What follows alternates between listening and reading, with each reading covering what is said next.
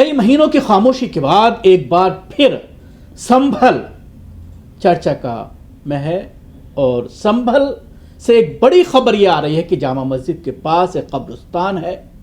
8 बीघे का यह कब्रिस्तान है।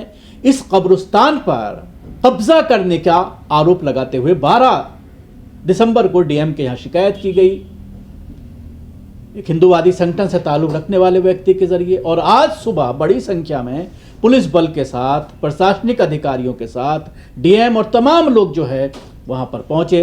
पैमाइश की गई और नोटिस जारी किया गया है कई मुसलमानों को कि वजह बताओ, और ये कहा गया है कि 1 हफ्ते के अंदर आप कारण बताएं, क्या आपका इस पर कब्जा है, आपने कहां से खरीदी, इसके कागज पेश करें, नहीं तो बिल्डोजर की कार्रवाई की जाएगी।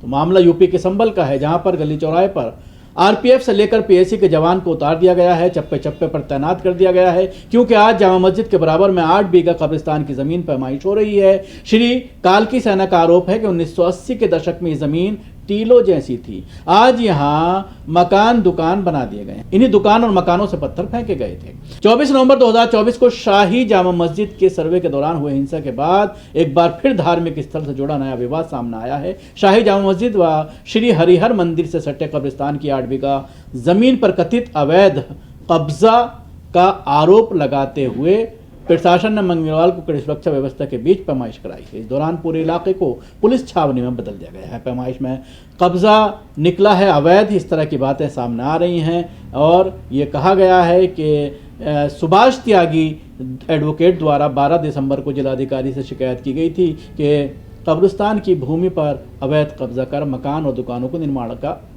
किए गए हैं। साथ ही आरोप लगाया गया था कि इन्हीं मकानों और दुकानों से हिंसा वाले दिन पत्थरबाजी की गई थी। जिलाधिकारी डॉक्टर राजेंद्र पैसिया ने बताया है कि पहले मौखिक और फिर लिखित शिकायत मिलने के बाद राजस्व विभाग की टीम ने गाटा संख्या 32/2 की पैमाइश कराई। ये गाटा कुल 4780 वर्ग मीटर क्षेत्रफल का है और राजस्व रिकॉर्ड में 100% कब्रिस्तान के रूप में दर्ज है। डीएम ने बताया कि पैमाइश के दौरान कब्रिस्तान की भूमि पर बने 22 मकान और दुकानों को चिन्हित किया गया है। इनके मालिकों को नोटिस जारी कर इनके दस्तावेज मांगे गए हैं। प्रस्तुत दस्तावेज अगर ये विधिक और संतोषजनक नहीं पाए गए तो नियमों के तहत आगे की कार्रवाई की जाएगी। डीएम ने कब्जे की 60-65 साल पुराने बताया है, लेकिन पूरे गाटे में कहीं भी मकान या दुकान का दर्ज नहीं है। तहसीलदार धर्मेंद्र प्रताप सिंह ने बताया कि लगभग 42 वर्ग मीटर भूमि रेवेन्यू रिकॉर्ड में कब्रिस्तान में दर्ज है, जबकि मौके पर बड़े मकान और व्यावसायिक दुकानें बनी हुई हैं। प्राथमिक जांच में माफियाओं द्वारा कब्रिस्तान की भूमि की प्लाटिंग कर बिक्री किए जाने की आशंका है। 20 से अधिक लेखपाल और राजस्व कर्मी पैमाइश कर जांच कर में लगे हुए हैं। प्रारंभिक तौर पर 20 से 25 मकान और दुकानों दिखाई दे रही हैं। नोटिस का जवाब नहीं देने पर बुलडोजर एक्शन की बात कही जा रही है।